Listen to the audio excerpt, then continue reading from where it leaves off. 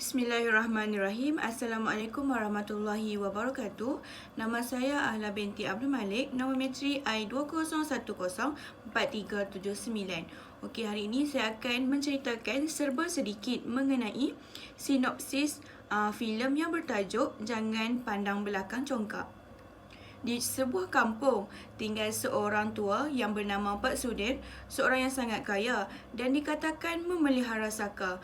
Melihat pada raut wajahnya, tiada siapa menyangka usianya telah mencecah hampir 125 tahun. Pak Sudir tinggal dengan seorang pembantu iaitu Mustika. Di saat kematian Pak Sudir, pelbagai kejadian aneh yang telah berlaku menggemparkan penduduk kampung. Dikatakan Pak Sudir telah lama meninggal dan yang terlantar sakit itu adalah sakanya. Seorang boboh terkenal iaitu Pak Mor dipanggil dan setelah berlaku pertarungan dahsyat, saka telah berjaya dikeluarkan dan Pak Sudir akhirnya meninggal dunia. Di Kuala Lumpur, 3 orang pemuda telah mendapat sepucuk surat setiap seorang daripada Pak Sudir menjemput mereka datang ke rumahnya, iaitu Punai, seorang penyeluk saka, Asmat bekerja di tempat letak kereta dan Johan pula seorang jurujual. Pada hari yang ditetapkan, ketiga-tiga mereka tiba di rumah Pak Sudir. Di sana barulah mereka tahu yang Pak Sudir adalah datuk mereka dan mereka bertiga adalah sepupu. Mustika memberitahu lagi bahawa mereka bertiga bakal mewarisi harta pusaka peninggalan Pak Sudir sekiranya mereka berjaya mematuhi syarat-syarat yang ditetapkan. Mereka hendaklah bermalam di rumah tersebut selama 3 malam berturut-turut dan tidak boleh menyentuh apa-apa barang di rumah tersebut, terutamanya sebuah congkak usang. Oleh kerana syarat itu dianggap terlalu mudah bagi mereka dan ini adalah peluang untuk hidup senang. Mereka pun bersetuju dengan syarat-syarat tersebut. Apa yang mereka tidak tahu adalah sebenarnya mereka akan mewarisi ilmu saka Pak Sudir jika mereka berjaya mengharungi 3 malam tersebut. Pada malam pertama, mereka telah terjumpa sebuah congkak usang yang dimaksudkan oleh Mustika. Mereka membelek-belek congkak tersebut dan apabila dibalikkan di belakang congkak itu, terdapat tulisan Sanskrit yang terukir. Ketika itu, tulisan tersebut seperti mengeluarkan cahaya dan terkena pada muka mereka bertiga, lalu mereka terus pengsan. Mustika dari awal hanya memerhatikan pergerakan mereka bertiga itu. Kampung yang telah aman semenjak kematian Pak Sudir tiba-tiba gempar. Orang minyak telah muncul dan mendapat mangsa pertama. Satu makhluk yang menyerupai hantu raya juga telah muncul dan telah memakan ayam satu reban, dan satu makhluk yang menyerupai toyol telah muncul dan mencuri duit kepunyaan orang kampung.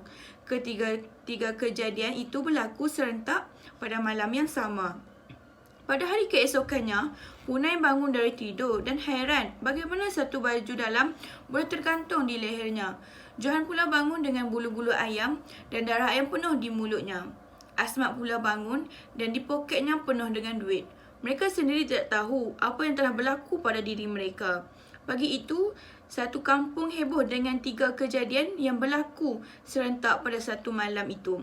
Berbagai-bagai andaian telah dibuat oleh orang-orang kampung tentang kejadian-kejadian itu. Ada yang mengatakan makhluk-makhluk peliharaan Pak Sudir telah kembali mengganas. Pak Mor dipanggil semula. Pak Mor kemudiannya menyatakan yang makhluk-makhluk peliharaan Pak Sudir dahulu telah berkeliaran untuk mencari orang yang sanggup menjaga mereka.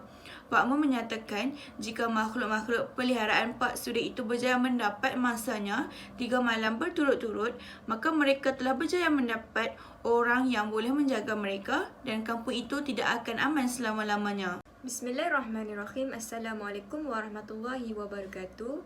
Nama saya Aina Zuri binti Abdul Kamal, nomometri I20104354. Okey, seterusnya saya akan membincangkan tentang 3 perkara khurafat yang terdapat dalam filem Jangan Pandang Belakang Congkak. Okey, yang pertama, setiap jejak langkah Punai dan Asmat pasti mempunyai unsur khurafat.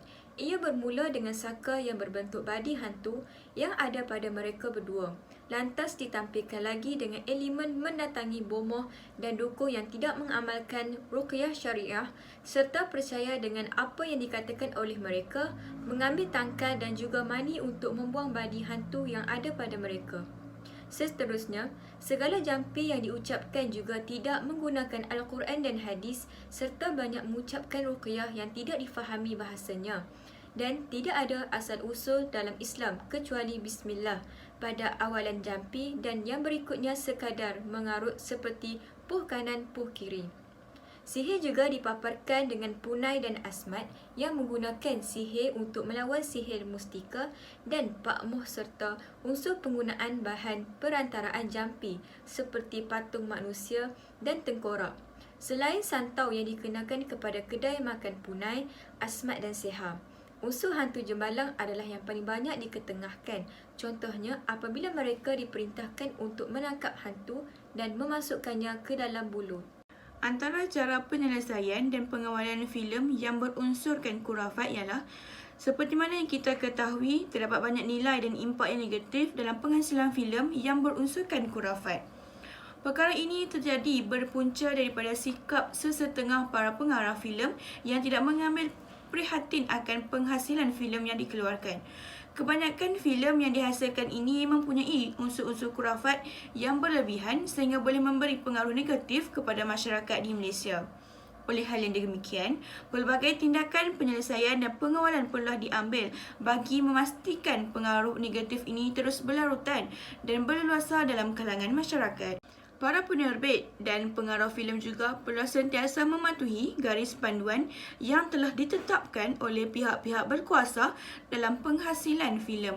Antara garis panduan yang telah diwujudkan dan perlu dipatuhi ialah garis panduan penapisan bahan-bahan penerbitan berunsur Islam pada tahun 1996 dan garis panduan bahan penerbitan bercetak dan audiovisual berhubung dengan unsur-unsur yang bercanggah dengan akidah dan amalan Ahli Sunnah wal Jamaah yang telah diwujudkan pada 21 November 2005. Kedua-dua garis panduan ini telah yang diterbitkan oleh JAKIM dalam usaha membenteras kembendungan gejala tahyul dan khurafat dalam media elektronik. Filem yang dihasilkan juga perlulah sesuai mengikut peringkat umur dan peringkat kesihatan masyarakat untuk ditayangkan. Penerbit perlu menekankan larangan kepada para penonton tentang syarat-syarat tontonan filem seperti larangan bagi para ibu yang mengandung dan anak-anak kecil untuk tontonan filem seram.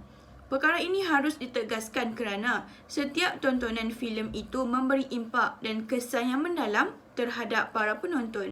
Seterusnya, sebagai seorang umat Islam yang mempunyai pegangan agama yang baik, hendaklah sentiasa tegas dan tidak memandang remeh dalam penghasilan filem khurafat ini.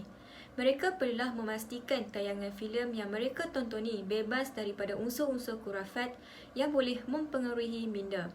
Jika terdapat sebarang unsur-unsur yang berlebihan dalam filem yang ditayangkan, mereka seharusnya membuat aduan kepada pihak berkuasa seperti FINAS bagi memastikan kegiatan ini dapat dibanteras dengan segera. Natijahnya, semua pihak perlulah saling berganding bahu dan bekerjasama dalam penyelesaian dan pengawalan filem yang berunsurkan khurafat. Pihak-pihak yang berwajib seperti Kementerian Komunikasi dan Multimedia Malaysia perlulah sentiasa melakukan pemantauan dan mengetatkan peraturan dalam bidang perfilman negara ini supaya unsur-unsur khurafat ini dapat dibendung dan diatasi dengan sebaiknya. Manakala masyarakat juga perlulah prihatin dan memandang tegas dalam penghasilan filem yang berunsur khurafat ini. Jika terdapat sebarang unsur-unsur yang berlebihan dalam filem yang ditayangkan, masyarakat perlu membuat aduan kepada pihak berkuasa. Hal ini demikian kerana unsur-unsur khurafat ini boleh memberi impak yang buruk kepada masyarakat sekeliling.